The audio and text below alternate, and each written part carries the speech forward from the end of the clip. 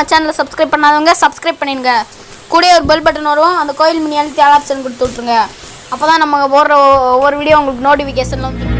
கவிமகன் YouTube channel உறவுகளுக்கு என்னுடைய அன்பான வணக்கங்கள். ஸ்ரீராமாய ராமபத்ராய ராமச்சந்திராய வேதசே ரகுநாத்தாய நாத்தாய சீதாயாம் பதயே நமோ நமः. ஸ்ரீராம ராம ராமேதி ரமே ராமே மனோரமே சகஸ்ரநாம தத்துல்யம் ராமநாமபராணனே. சர்க்கம் 18. காட்டிற்கு போ. சிறந்ததான ஒரு ஆசனத்தில் சுண்டிப்போன முகத்துடன் வீற்றிருப்பவரும் மனவேதனைப்பட்டு கொண்டிருப்பவரும் கைகேயுடன் இருப்பவருமான தந்தையை பார்த்தார் ஸ்ரீராமன். அவர் மிக பணிவுடன் தந்தையின் பாதங்களில் விழுந்து நமஸ்கரித்து பின்னர் மனத்தை தளரவிடாமல் கைகேயின் சரணங்களில் முடிதாழ்த்தி வணங்கினார். இறங்கத்தக்க நிலையில் இருந்த மன்னர் கண்ணீர் நிறைந்த கண்களுடன் ராமா என்று மட்டும் அழைத்துவிட்டு அவரை பார்க்கவும் பேசவும் முடியாதவரானார். தசரதருடைய அங்கங்களில் மகிழ்ச்சி தென்படவில்லை. துயரமும் தாபமும் வாட்டிக்கொண்டிருந்தன. பெருமூச்சு விட்டு கொண்டிருந்தார்.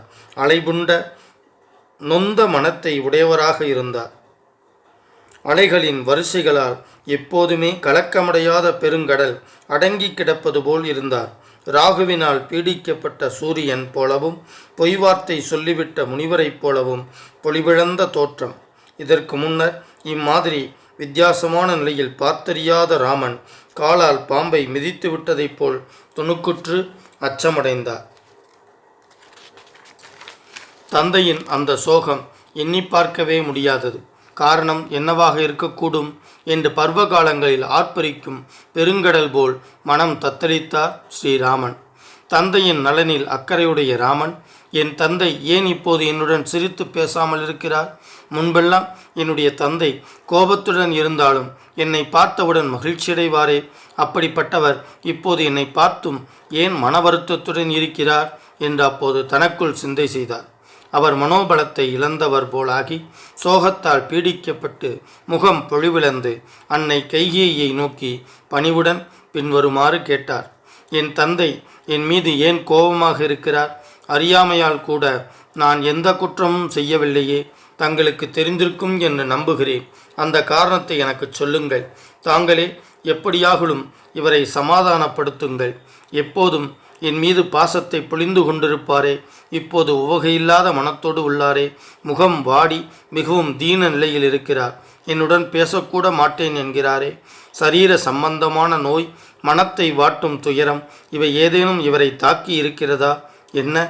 ஏனெனில் பொதுவாக மனிதர்களுக்கு எப்போதும் சுகமே கிடைத்து கொண்டிருப்பது மிகவும் அரிது. இனிய தோற்றமுடைய குமாரன் பரதன், மகாவீரனான சத்ருக்கனன் அல்லது என்னுடைய தாயார்கள், இவர்களுக்கு எந்த குறையும் ஏற்பட்டு விடவில்லையே.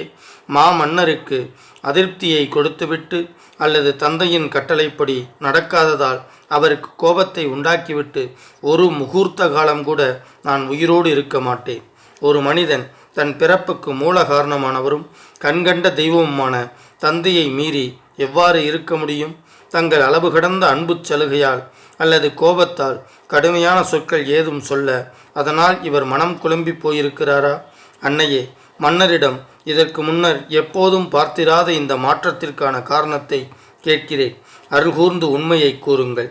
மகாத்மாவான ராகவன் இவ்வாறு கூறி முடித்ததும் வெட்கத்தை முற்றிலும் துறந்து நற்பண்புகளை கைவிட்டு தன் மனத்தில் உள்ள விருப்பத்தை தெரிவிக்கும் வகையில் பின்வரும் மொழிகளை கூறினாள் கைகேயி. ராமா, மன்னருக்கு கோபமும் இல்லை, துயரமும் இல்லை. அவர் மனத்தில் ஏதோ ஒரு முக்கியமான விஷயம் இருந்து கொண்டிருக்கிறது.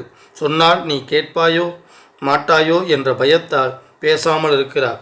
உன்னிடத்தில் அவருக்கு மிகவும் அன்பு உண்டு.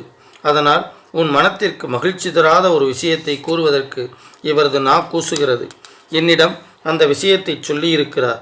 நீ கட்டாயமாக அதை நடத்தி தர வேண்டும். இவர் முன்பொரு காலத்தில் என்னை கௌரவித்து எனக்கு வரம் கொடுத்தார். கொடுத்த வரத்தை இப்போது நிறைவேற்றி தர வேண்டுமென்று நான் கேட்கும்போது யாரோ பாமர மனிதனைப் போல, அடடா, வரம் கொடுப்பதாக வாக்குத்தத்தம் செய்துவிட்டேனே என்று வருத்தப்பட்டு கொண்டிருக்கிறார். மக்களின் தலைவரான இவர் நான் வரம் கொடுக்கிறேன் என்று கூறிவிட்டு நதியில் வெள்ளம் பெருகி ஓடிய பின்னர் அணைகட்டி தண்ணீரை தேக்க முயல்வதைப் போல இப்போது அந்த உறுதிமொழியை பொருளற்றதாக செய்ய விரும்புகிறார். சத்தியம்தான் தர்மத்திற்கு ஆணிவேர் போன்றது என்பது எல்லா சான்றோர்களுக்கும் தெரியும். உன் நன்மையை விரும்பும் அவர் அதனால் என் மேல் கோபம் கொண்டு கொடுத்த வாக்கை கைவிடக்கூடாது. மன்னர் சொல்லிய விஷயம் உன் மனத்திற்கு பிடித்ததோ பிடிக்காததோ அதை நீ செய்வாயே. ஆனால் நடந்தது எல்லாவற்றையும் நடந்தவாறே உனக்குச் சொல்கிறேன். அரசரால் கொடுக்கப்பட்ட வாக்கு உனக்கு கூறப்பட்டு பொருளற்றதாக போய்விடக்கூடாது. நீ அவருடைய ஆணையை நிறைவேற்றுவதாக இருந்தால் விளக்கமாகச் சொல்கிறேன். இவர் உன்னிடம் தானே சொல்ல மாட்டார். கைகேயி சொன்ன இந்த வார்த்தைகளை கேட்ட ராமன் மனம் புழுங்கி அரசர் கேட்டுக்கொண்டிருக்கும் போதே அரசியிடம் இவ்வாறு கூறினார். ஆஹா, என்ன கஷ்டம் தாயே! தாங்கள் என்னிடம் இந்த மாதிரியான சொற்களை சொல்லத்தகாது. மன்னர் உத்தரவிட்டால் நான் நெருப்பிலும் வீழ்வேன், கொடிய விஷத்தையும் குடிப்பேன், கடலில் மூழ்குவேன். என் நலன் விரும்புகிற இவர்தான் என்னுடைய குரு, தந்தை, மன்னர். அவரால் ஆணையிடப்பட்டால் நான் எதைத்தான் செய்ய மாட்டேன். ஆகவே அரசியே, மன்னரின் விருப்பம் எதுவோ அதை தெரிவியுங்கள். அதை கட்டாயம் செய்வேன் என்று உறுதி கூறுகிறேன். ஸ்ரீராமனாகிய நான் முதலில் ஒன்றை கூறிவிட்டு பின்னர் அதை மாற்றி பேசுபவன் அல்லன். நேர்மை தவறாதவரும் சத்தியத்தையே பேசுகிறவருமான ராமனை நோக்கி பண்பாடில்லாத கைகேயி மிகவும் கதிகலங்கச் செய்யும் சொற்களை கூறினாள். ராமா, முன்பு ஒரு காலத்தில் தேவாசுர யுத்தம் நடந்தபோது யுத்த களத்தில் அம்பு தாக்குதலால் உடலில் காயங்கள் ஏற்பட்டு உன் தந்தை மிகவும் பரிதாப நிலையில் இருந்தபோது என்னால் காப்பாற்றப்பட்டார். அப்போது மனம் மகிழ்ந்து வில்லின் மேல் ஆணையிட்டு எனக்கு 2 வரங்கள் கொடுத்தார். ராகவா, பரதனுக்கு பட்டாபிஷேகம் செய்விக்க வேண்டும், நீ இப்போதே தண்டகாரண்யம் போக வேண்டும் என்ற வரங்களை கொடுக்கும்படி இப்போது மன்னரை கேட்டேன். உன் தந்தை சத்திய பிரதிஜ்ஞர், கொடுத்த வாக்கை காப்பாற்றுவர் என்று நிலைநாட்ட விரும்பினால், நானும் சத்தியம் பேசுகிறவன்தான் என்று நீ நிரூபிக்க விரும்பினால், புருஷோத்தமனே, இப்போது நான் சொல்லப்போவதை கேள். தந்தையின் ஆணைக்கு கட்டுப்பட கடமைப்பட்டவன் நீ. 14 ஆண்டுகள் நீ காட்டில் வசிக்க வேண்டும் என்று இவரால் வாக்குத்தத்தம் செய்யப்பட்டிருக்கிறது. உன் பட்டாபிஷேகத்திற்காக செய்யப்பட்டுள்ள ஏற்பாட்டின்படியே சேகரிக்கப்பட்டுள்ள பொருட்களையும் கொண்டு பரதனுக்கு அபிஷேகம் நடத்தப்பட வேண்டும். நீ இந்த பட்டாபிஷேகத்தை துறந்து தண்டகாரண்யம் சென்று ஜடைமுடி மரவுரி தரித்து கொண்டு 14 ஆண்டுகள் வாசம் செய்து கொண்டிரு. பலவகையான நவரத்தினங்கள் நிறைந்ததும் குதிரை ரதம் யானைகள் கூடியதுமான கோசல தலைநகரில் இருந்து கொண்டு பரதன் இப்பூ மண்டலத்தை அரசாளட்டும். இவ்வளவுதான். பாசம் பெருகி ஓடும் மன்னருக்கு உன்னை பிரிந்திருக்க வேண்டுமே என்ற சோகத்தால் முகம் கலங்கி இருக்கிறது. நிமிர்ந்து உன்னை பார்க்கவும் முடியவில்லை. ரகுநந்தனா, மன்னரின் இந்த சாபத்தை நீ நிறைவேற்றி வைப்பாயாக. ரகுநந்தனா, மன்னரின் இந்த சபதத்தை நீ நிறைவேற்றி வைப்பாயாக. அதன் மூலம் பெருமைக்குரிய சத்தியத்தை கடைபிடித்து தர்ம சங்கடத்திலிருந்து மன்னரை விடுவிப்பாயாக. இவ்வாறாக மிக கொடூரமான சொற்களை கைகேயி கூறியதை கேட்டும் கூட ஸ்ரீராமன் துயரமடையவில்லை. ஆனால் ராமனை பிரிந்திருக்க வேண்டுமே, அவன் காட்டில் வெகுவாக கஷ்டங்களை அனுபவிக்க வேண்டியிருக்குமே என்ற வருத்தத்தால் தாக்கப்பட்டு மகானுபாவரான மன்னர் முன்பை விட அதிகமான துக்கத்தை அடைந்தார். ஸ்ரீமத் வால்மீகி ராமாயணம் அயோத்தியா காண்டத்தில் 18வது சர்க்கம் முற்றிற்று.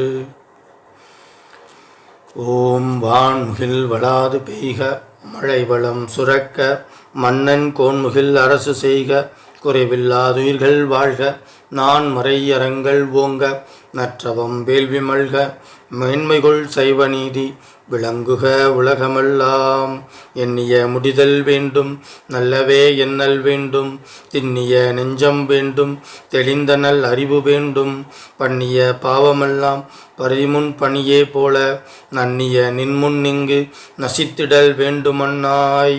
மூர்த்தி எல்லாம் வாழி எங்கள் மோனகுருவாழி, அருள் வார்த்தை என்றும் வாழி, அன்பர் வாழி பராபரமே. ஓம் சாந்தி சாந்தி சாந்தி. ஹரிஹி ஓம். ஸ்ரீ குருப்யோ நமஹ. ஹரிஹி ஓம். 8 திக்குகளிலும் இந்த தமிழை கொண்டு சேர்க்க வேண்டும் அப்படின்னா நீங்க சப்ஸ்கிரைப் பண்ணணும், லைக் பண்ணணும், கமெண்ட்ஸ் பண்ணணும். நன்றி, வணக்கம். இதுவரைக்கும் நம்ம சேனலை சப்ஸ்கிரைப் பண்ணாதவங்க சப்ஸ்கிரைப் பண்ணிடுங்க. கூடவே ஒரு பெல் பட்டன் வரும், அந்த கோயில் மணி அழுத்தி ஆல் ஆப்ஷன் கொடுத்து விட்ருங்க. அப்போ தான் நம்ம போடுற ஒவ்வொரு வீடியோ உங்களுக்கு நோட்டிஃபிகேஷனில் வந்துடும்.